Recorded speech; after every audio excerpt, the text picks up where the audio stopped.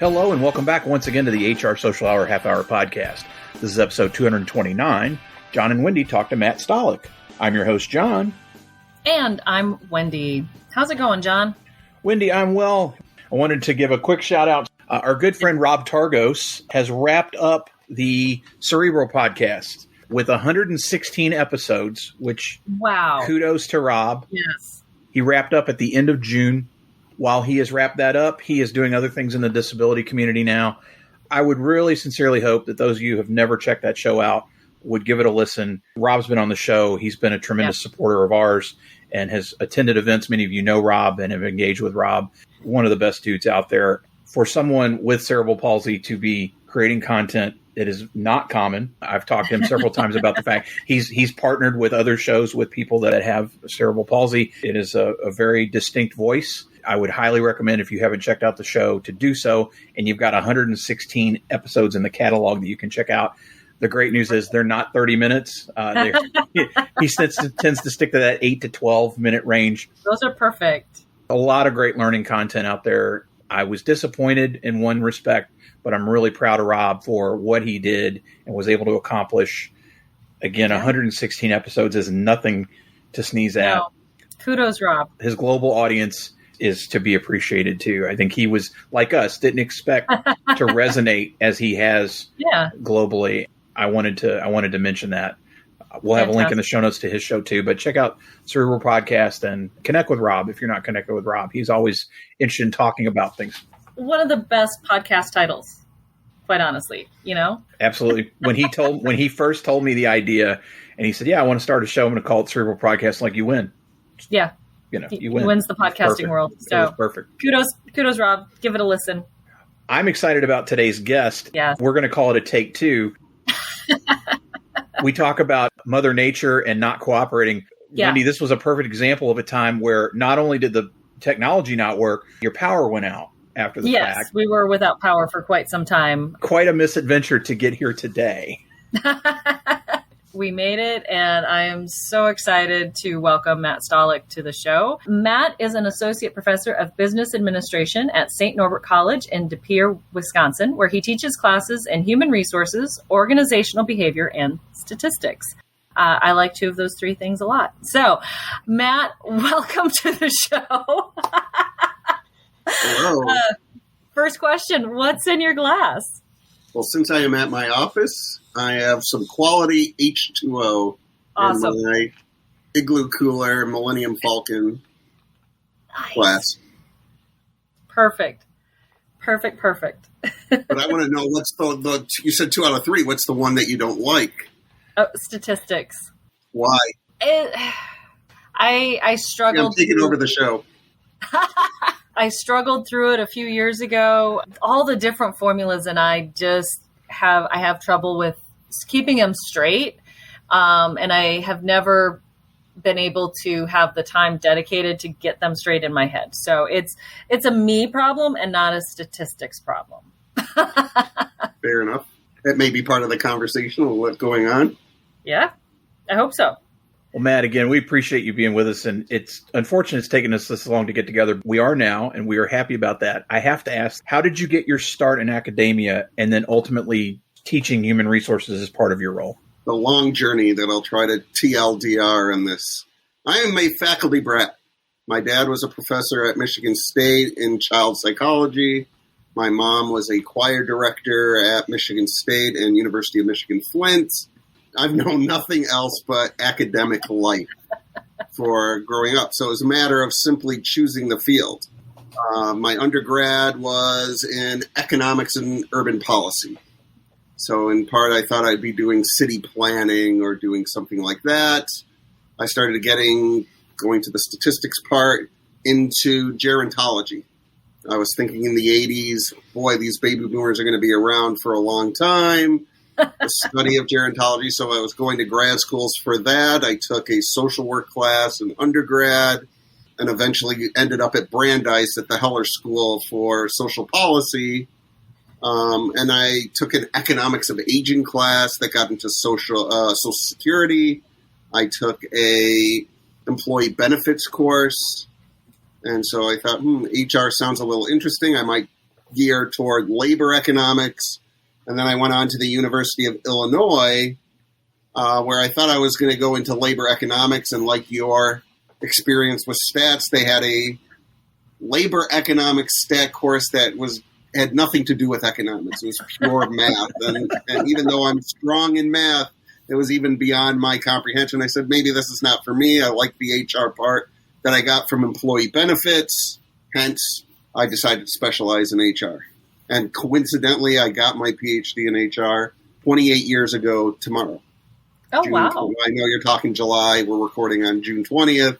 I don't want to go into some space-time continuum issue here. But, yes. Wow. Well, congratulations. Happy anniversary on that. I lived through my husband getting his educational doctorate, so I completely understand and sympathize. And his was, I think, 10 years ago. So, yeah, we still celebrate the burning of the dissertation. I can understand that. I don't want to ever look at it. Yeah. Because I can see all the errors that are in it. Misspellings or, I wish I did this differently. Yep. No, onward and upward. Exactly. Been teaching for a while and doing a great job at it, or you wouldn't, or at least enjoying it. Knowing academia. Tenure is a wonderful thing. Yes. So what are some of the changes that you've seen in students choosing HR as a career over the years? Because I know those of us who, fell into HR sometimes look at those students going, why are you choosing this? I don't know if it's so much the students have changed. Certainly the field has changed. Yeah. What HR was in 1995 or 2000, much different than 2020, particularly over the last 10 years. But students still have the belief, the Steve Brown belief, I'm here to help people. They see it as a vocation, a calling. How do I help employees do better? How do I find employees? Recruiting is always a huge one for them to go into. It's what do I choose to emphasize in terms of what they should know? And sadly, the hardest part of the job right now is textbooks don't keep up with the changes in the field.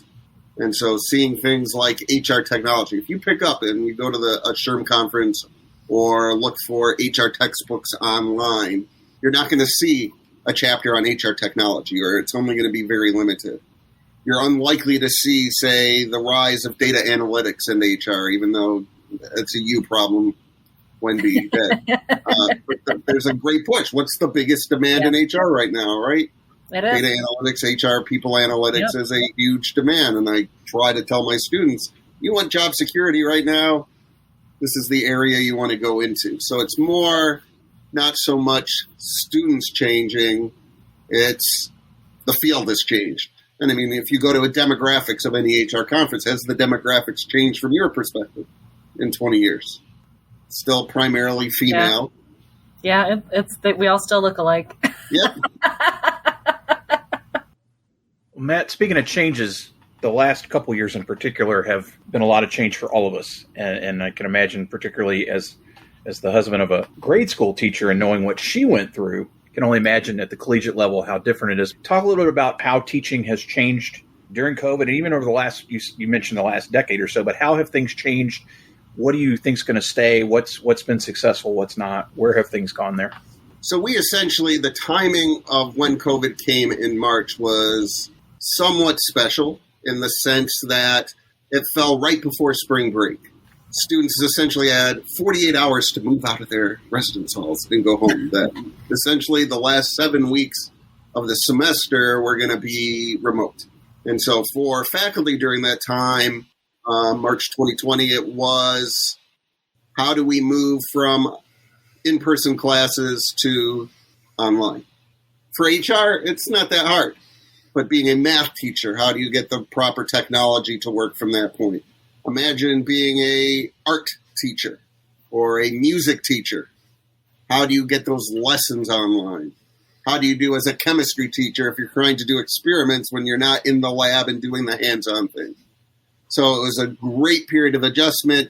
Some did better than others. I think the biggest lesson that we took from those first 7 weeks is how do we show grace in the appropriate fashion. Summer of 2020 became the what are we going to do? How are we going to adjust and plan for a fall semester? So we spent 3 months looking at various scenario planning. What are we going to do? Is it going to be in person? Is it going to be remote? What happens if it's in person and students don't want to be in class? And so our college, to their credit, from the bottom rank and file. So this is how I often say, even though I'm not in HR, much of my job involves HR, from training and evaluating and recruiting and all that. We did a phenomenal job to say our goal is to be in person come August in the fall. We did our darndest. We adjusted classrooms. We socially distanced desks. But there are still students who didn't want to come to campus. And so the 2021 academic year was difficult in the sense that you were trying to teach a class in person as well as online. So you had students in person with a small portion, and it steadily grew to a larger group who were trying to learn remotely. You have a mask on. You're trying to talk to students who are 30 yards away to make sure we can fit all of them in the classroom. So we had classes of 30 to 35 in 150 to 200 person auditoriums, because that's the space. So how do you connect and build that relationship with students when you're waving to them in another zip code, basically? Or how do you make sure you're appealing to both audiences, both in person and online? And you can't serve both masters as an educator. I'm sure when you've done your public speaking or presented at conferences, you can't do both and do both well. Mm-hmm. And so we basically said, fall of 2021, this academic past year, we're going to be in person. It's going to be in masks. You're not going to have to do the Zoom stuff, except under rare circumstances. If a student misses class, they have to be quarantined. That's that. And we finally got to March of 2022. Masks were off and we're in person, and it's back to quote-unquote normal. So what are the lessons then to take away from that is certainly faculty have shown to be flexible in trying to see how they address. I think there's a certain grace, much like we had the myth of, people can't work remotely. People can learn remotely. Due dates don't necessarily have to be as stringently held. But I think the biggest lesson is, as much as we like to see the move to online education, people, particularly 18 to 22-year-olds, want to be in person. They want to have the college experience. They want to hang out with friends. They want to socialize. From that standpoint, colleges can still, in a very competitive field with a shrinking demographic, still attract students to come because they want that experience. As great as the virtual is in all circumstances, we know in person is first and is going to be best. But I appreciate all that you did to accommodate your students. I know you were calling out for speakers and people to come in and jump on Zoom calls. I still think that's one of the great things that came out of that, is that I think we're a little more willing to jump on virtual events and be able to experience things that aren't local to us. Yeah, so that first semester, that 7 weeks before at the end of the 20 school year, I basically punted my entire syllabus. We said, all right, what's going to make this experience worthwhile? And I had 30 plus individuals. You mentioned Wendy, yourself, others who are willing to come online for 30 to 45 minutes. I tried tying it back to chapter material. All right, recruiting. How do you recruit in a pandemic? Yep. How are you finding the talent you need? How are you evaluating employees when they are remote? And so, I'm sure most of those HR people were stressed to the gills because they're trying to manage these people and make that transition themselves for their workforce. Yep. But they were very kind to share their own experiences of what they were going through during the pandemic. You have a unique perspective in the HR world because you see it from the academic side. So regardless of experience level, what do you think is the biggest challenge HR professionals are going to face over the next year? Talent is still going to be the key phrase, with unemployment still low, inflation high. How am I going to get people to come work for me, and how am I going to keep them? With inflation growing, at least I can tell students. I was telling students in January of 2020, the market's going to be great in the next 6 months to 2 years, just because all these baby boomers are going to retire. Organizations are going to need that talent, and suddenly that poor class of 2020 who are suddenly graduating to a horrible labor market. But it bounced back quickly. And right now, as we see, everyone's dying to find talent. How do I get the people to come to my organization? What is going to be my value proposition that will get them? How do I stand out in a field, particularly if I'm a small company? What's my brand?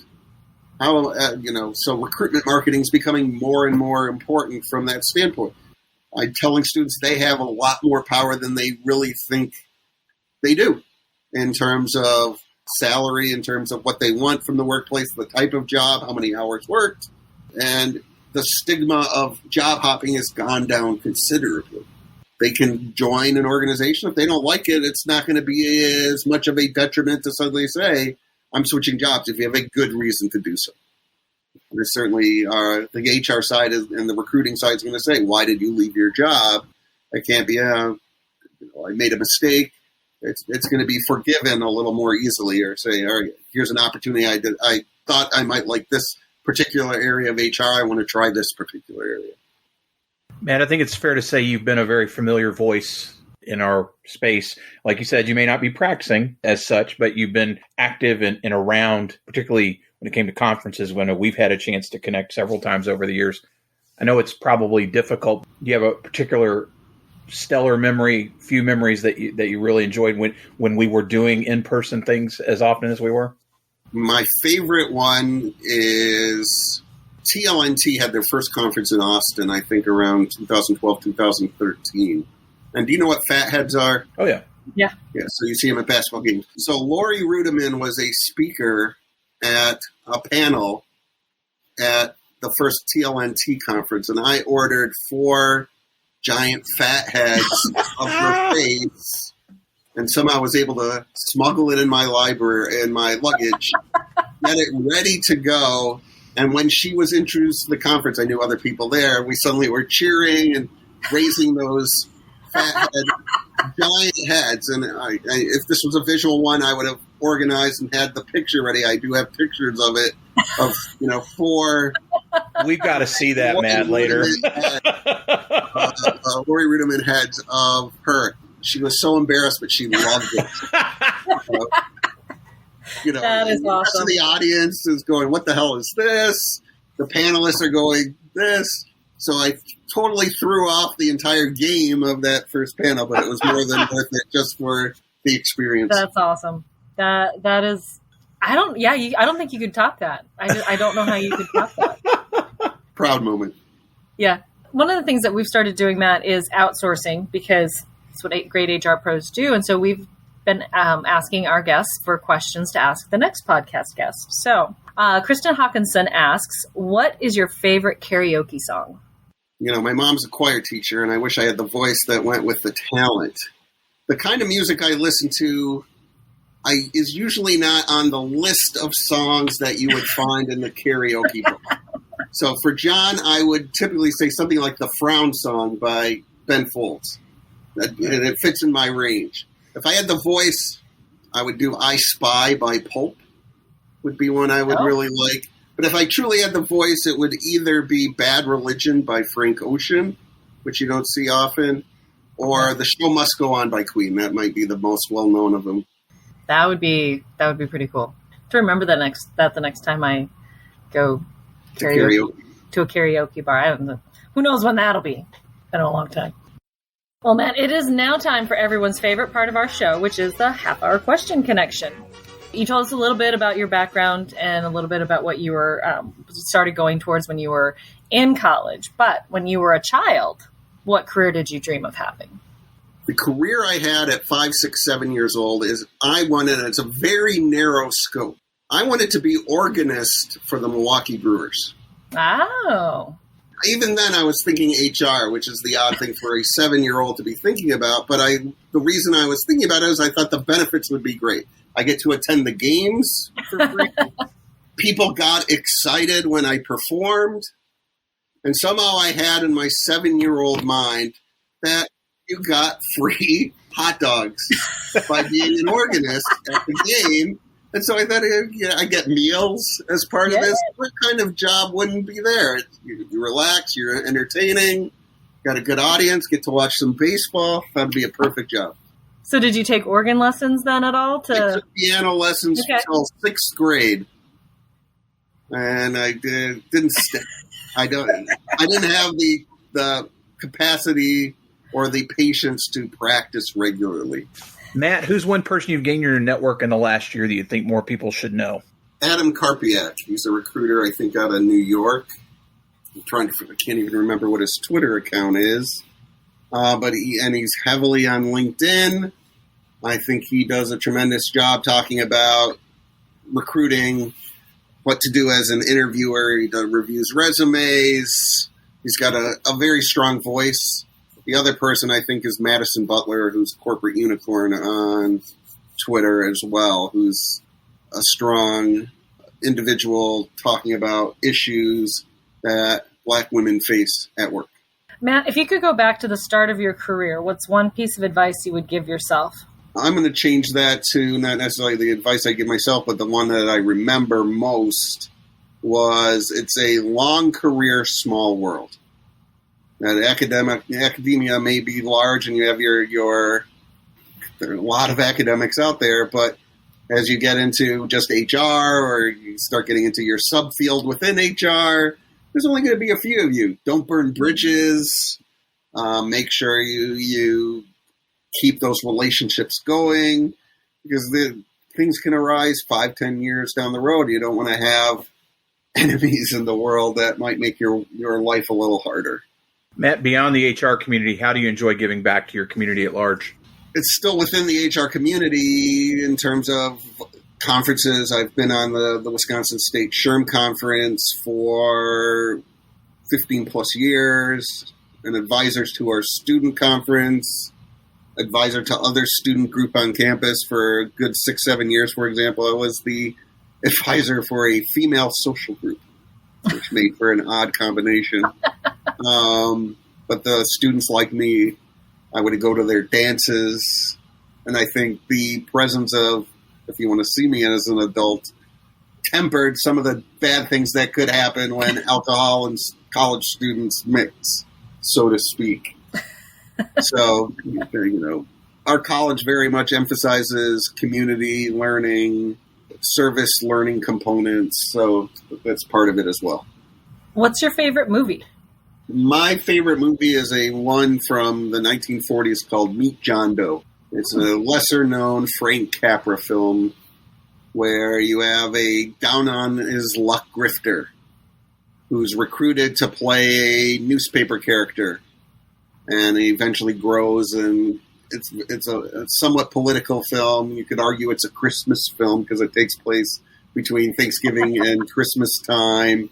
But they start these John Doe clubs. He said, essentially, if things don't change socially, he's going to jump off the Empire State Building. And he convinces people to change. So getting back to your notion of community, what is a community about? What are we together as a group? But it's got great cast. You see faces that you normally don't see. It's not all Scarlett Johansson and Helmsworth. Beautiful people there. These are just real faces dealing with real problems. But it's a very entertaining film. Matt, knowing that your musical tastes like mine run the gamut, I look forward to your answer here. What is the most memorable or your favorite live performance you've ever attended? The one I loved most was in 1997. I went to the Metro in Chicago and saw Orbital. And it's my favorite album live. It was their Insides tour. Again, it's obscure for those who don't know. It's electronic, but that was my favorite show. I've seen Ben Folds 7 times, going for my 8th next week. I just got back from seeing Kraftwerk in Minneapolis. They just stood there. That's part of the appeal. But just the aesthetic was beautiful because it was in 3D, so you had your 3D glasses on, and that made it enjoyable. Prince was a wonderful live performer as well. Awesome. Matt, if you could be on any TV show, either as yourself or as a character, what would it be? If I could be on a show, I think I would do The Amazing Race. Oh. With Phil Kogan. Okay. Coincidentally, I had Phil Kogan as a keynote speaker when I was co-chair for the Wisconsin SHRM Conference back in 2009. He decided to hang out with us. We have a weekend each year where we try to choose a game where the Badgers and the Packers are both have home games, so we could do both all weekend. And he stuck with us for the entire weekend and he sang "Roll Out the Barrel" at the Packers game. But he says, that was an amazing race in itself, putting up with the food and drink that we typically consume on a weekend that is together. But I always thought that would be the reality show I would do. I couldn't do Big Brother for 90 days or, however many months that is. I have no desire to go on Survivor and eat rice and pineapple for a period of time and starve myself. But Amazing Race, I always thought me and HR favorite Trish McFarlane would be a good partner to go ahead and do that little 26-day race around the world. I would watch that season, for sure. Yeah. Recently it was announced it's going to be Matt Stollak Day all around the world. What are we doing to celebrate? Breakfast would be a cinnamon roll. It's not going to be food related. So, nice. Certainly that. Spend a couple hours listening to music. Get a good burger for lunch. Take in a ball game in the afternoon. Some ribs or barbecue for dinner. And watch a movie at night. It's a very leisurely, couch potato-y kind of day. But that's Matt Stollak in a nutshell. I love it. I'm all in. I am all in. All right. Well, finally, Matt, as you know, we are outsourcing. So if you could ask the next guest of the podcast any question, what would it be? I have two, and I'll let you choose which one you want to give to this person. One, this was a hot topic at Wisconsin SHRM 2021 and a conversation we were having. Top sheet or not top sheet on your bed, particularly if you have a duvet cover. Some people love having an extra sheet on there, others do not. So that's question one. The alternative question, when you're traveling on a plane single, when do you give up your seat, if requested? So you might have reserved a seat, you might have paid for it. Let's take payment out of the scenario. So you've chosen your seat, you're sitting down, someone wants to sit next to a friend. Is it a parent with a kid? Is it a married couple that wants to sit? Is it friends? Does it depend on the length of the flight? When do you decide? Is it a fair trade-off for, if you're in the aisle, do you get moved to a middle seat? Do you get moved to a window? I have lots of plane pet peeves. And so this happened to me once, and I'm still haunted by it from like 7 years ago. Coming back from a SHRM conference. Matt, I appreciate that only because you've given us two questions and they will both be asked. So yes, I love guests, but they will each get. We will look forward to those responses for sure. Again, I appreciate your time and being with us, and I appreciate you putting up with the technology issues which seem to plague us throughout. Which most people will be able to tell by this, but it's there. Most of our listeners are probably connected with you already, but if they're not, what's the best way for them to reach you out there? You can reach me on LinkedIn at Matt Stollak, Matthew Stollak. My Twitter handle is AKA Bruno. It was my nickname in college. They thought because of Tangerine Dream and music that I listened to, electronic, and my curly hair, I look like the guy from the movie Fame, if you recall, Bruno Martelli. So people start calling me that. Okay. And so that nickname stuck, and then there are people in college that only know me as that, and then now realize I could have gotten away with a lot more. Matt Stollak didn't do that. Bruno did that. It's Bruno. They've been away scot-free. And now we don't talk about Bruno, so it would be even better. We will have both those in the show notes. And then, Wendy, how about you? Best way for listeners to reach you out there? Best way, as always, on my blog, mydailyjourney.com. And, of course, the second and fourth Sunday of each month, 7 p.m. Eastern Time. You will find me on Twitter as part of our twice-monthly Twitter chat. How about you, John? JohnThurman.com for all things John Thurman, and for the show, hrsocialhourpodcast.podbean.com. Listen, rate, review, share, and follow whatever platform you're listening. Check mark, button, follow. I don't know what it is, but follow and you'll get a new episode each and every week. International listeners, we'd love to talk to you. If you're in academia, even more so.